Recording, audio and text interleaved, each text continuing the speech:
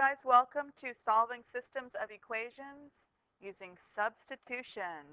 It's a great method. I think you will enjoy it after you get to know it well. Section 6.2 in your book if you need some extra help. These are our steps. You're going to get to know them pretty well. I put them here so that you can refer to them as you go through the guide. I'll just say them out loud a couple of times. Isolate, subsolve, subsolve, check the other two. Isolate, subsolve, subsolve, check the other two. Now the word isolate means to get something all by itself. So we are used to isolating variables in order to solve. Here I have a system of equations. There are two equations in this system.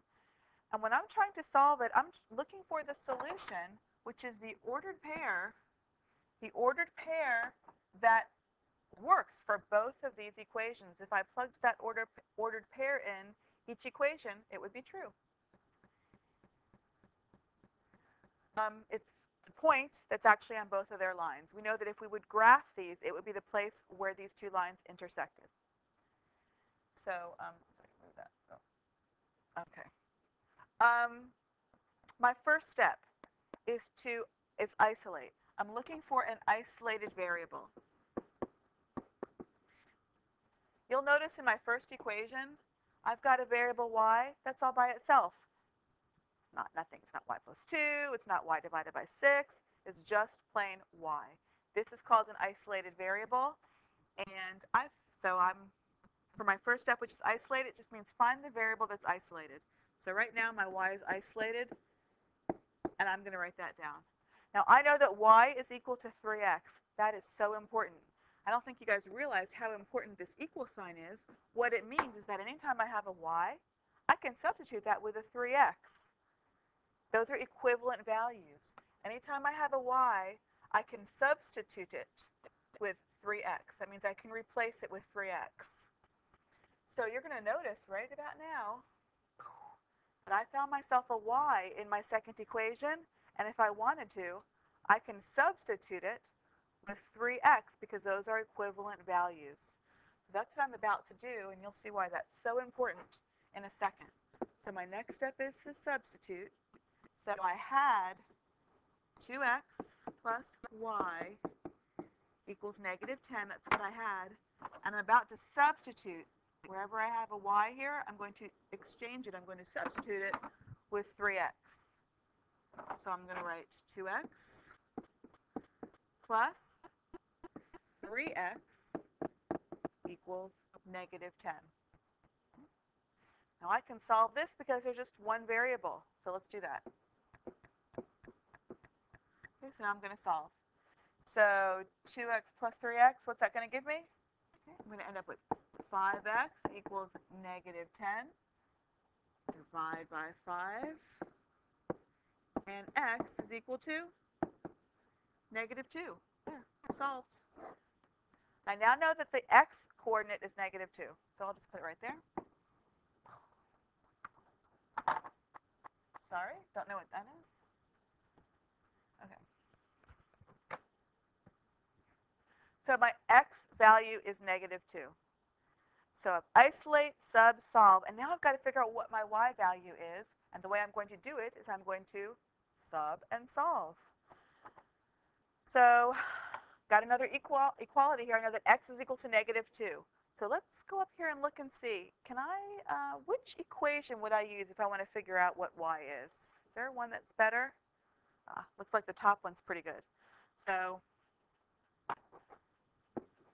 I'm going to now substitute in the top equation. I forgot what that was.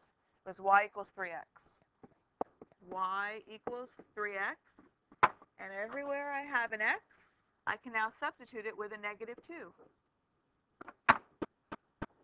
So I now have y is equal to 3 times negative 2. So y is going to be equal to negative 6. Oh, wow. Solving it, sorry. So here we go. Y is negative 6. So isolate, subsolve, subsolve. I now have my solution, and I'm going to check to make sure it works.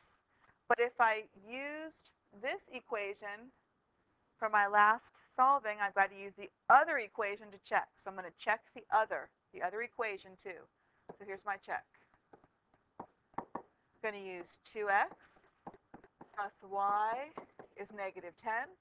Let's plug in my solution. Remember, this is my x value and this is my y value. So I get 2 times negative 2 plus negative 6 equals negative 10.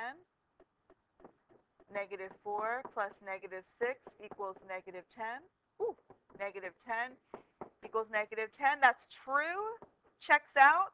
Yay, true love. Whew, let's move on.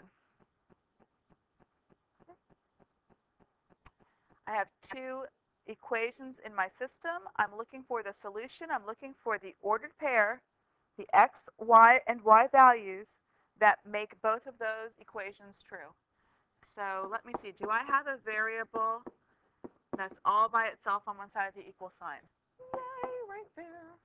Okay, so y equals x plus 2. Where I've got a y, I can put an x plus 2. Here I've got myself a y. I'm about to change it to a x plus 2. So here's my substitution step. What was it before? It was 3x plus y equals 10. And it's about to be 3x plus, remember, I can substitute. Everywhere I have a y, I'm going to put an x plus 2. Since this is actually kind of a group, x plus 2, I'm going to put it in parentheses. There you go. Now I'm going to solve. Solve for x. Since there's no number, or it's not a negative in front of these parentheses, I can pretty much ignore them. So I've got 3x plus, if there's nothing, then you better put a 1 on it. 3x plus 1x is 4x plus 2 equals 10. Good. Now I want x by itself, so I'll subtract 2 from both sides, and I'll end up with 4x equals 8. Divide both sides by 4, and I get x is equal to 2. Great. Solve x. My next step is to sub-solve. Now I can substitute either equation. I don't really care, whichever one's easier for me. So let me look and see which one would make more sense. I've got to figure out what y is if I know what x is. I like the top one. Y equals x plus 2.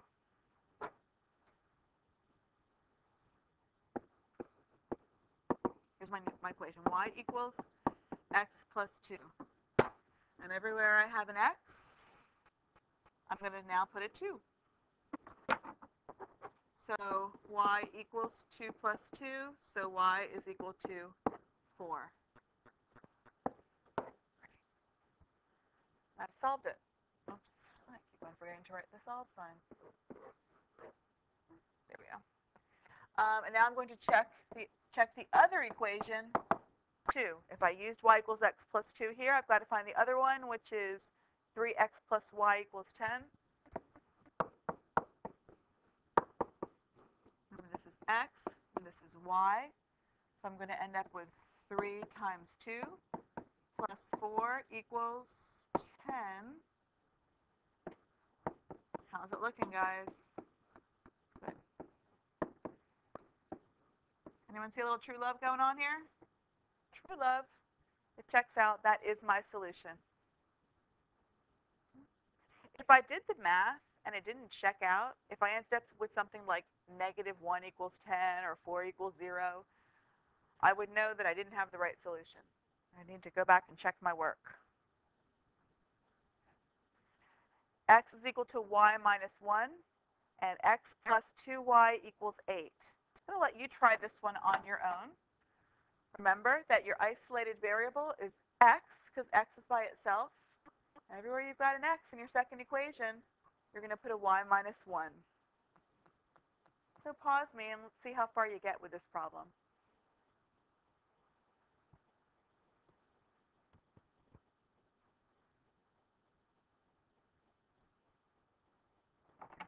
Okay, let's do this problem together. So my isolate step, I've got x equals y minus 1. My substitute step is everywhere I have an x. I can substitute it with a y minus 1. So x plus 2y equals 8. Everywhere I have an x, I can put a y minus 1. Y minus 1 plus 2y equals 8. Now I'm going to solve it. So I now have like 1y plus 2y, that gives me 3y, minus 1 equals 8. I'm going to add 1 to both sides. And I'll end up with 3y equals 9. Divide by 3, divide by 3. Y is equal to 3. Good. Remember, that's in my y coordinate.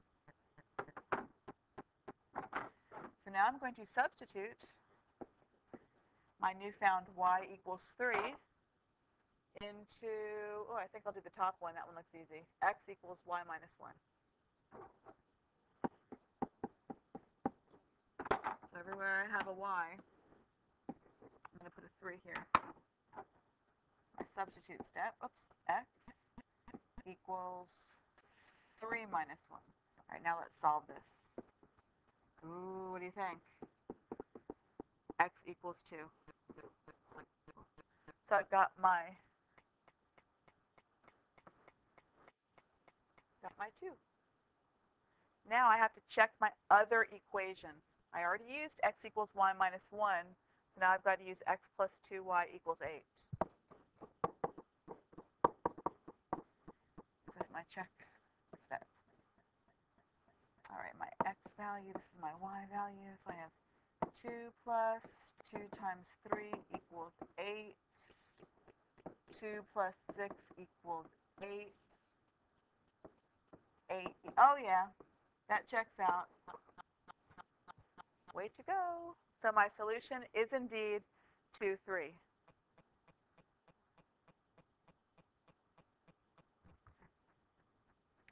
This one's a little exciting because we've got a choice as to which equation we want to use to isolate.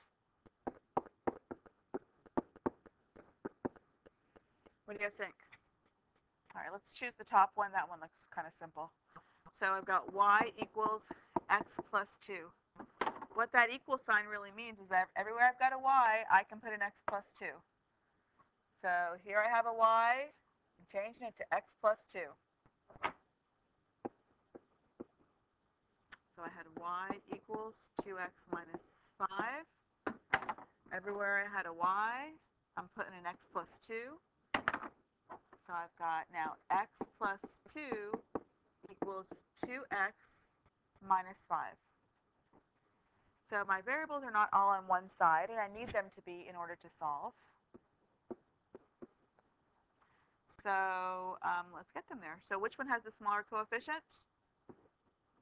1x is smaller, so I'm going to go ahead and subtract 1x from both sides. That is opposite, and I end up with 2 is equal to 1x minus 5. Got to get x by itself, so let's add 5 to both sides. And I end up with 7 is equal to x. Cool. Solve that. Now let's solve again. Let's substitute that x and see if we can figure out what y has to be. Oh, let's look at the top one. It's begging to be used. I've got y equals x plus 2.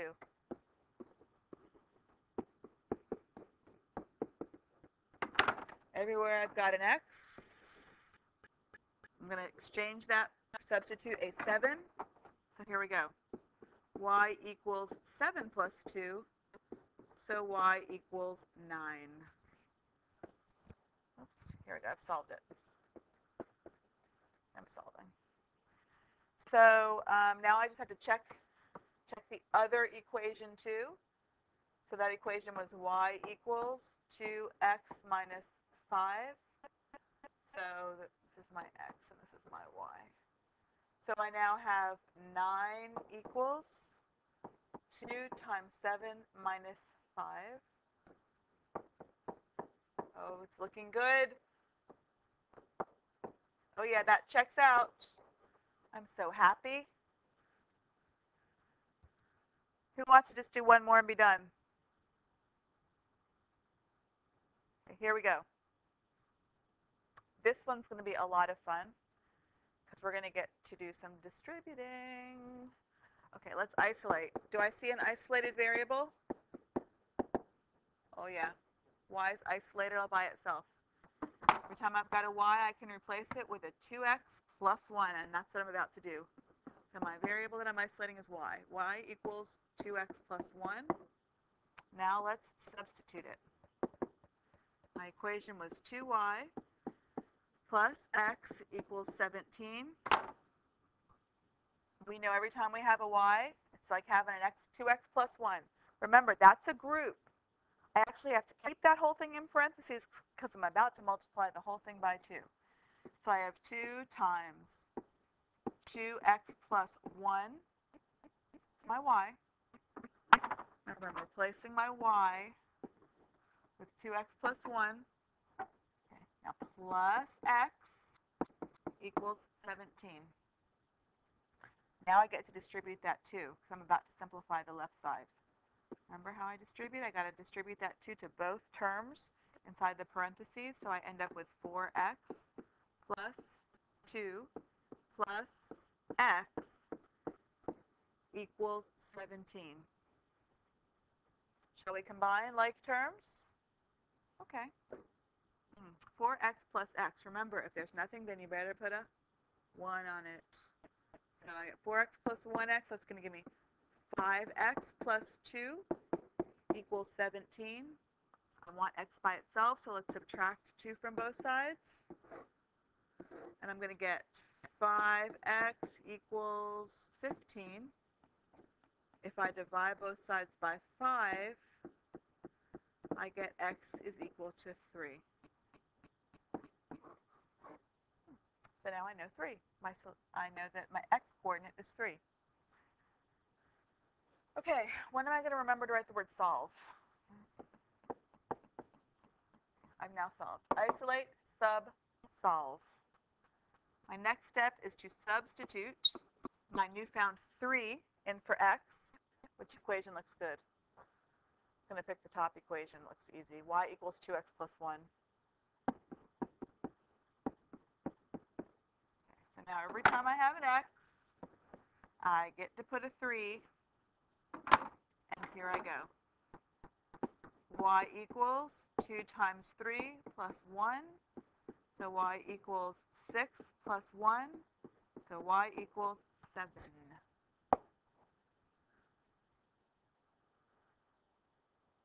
Okay. Hey, Mrs. Sigel, you forgot to write the word solve. Okay, here I solved it. So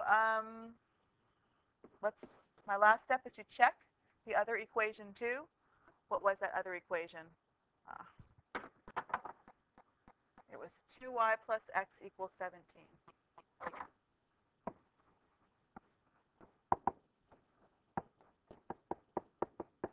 Oh, be right, be right, be right. So I end up with, this is my x and my y. 2 times 7 plus 3 equals 17. 14 plus 3 equals, oh yes. That checks out. True love. We're all done. I will see you in class.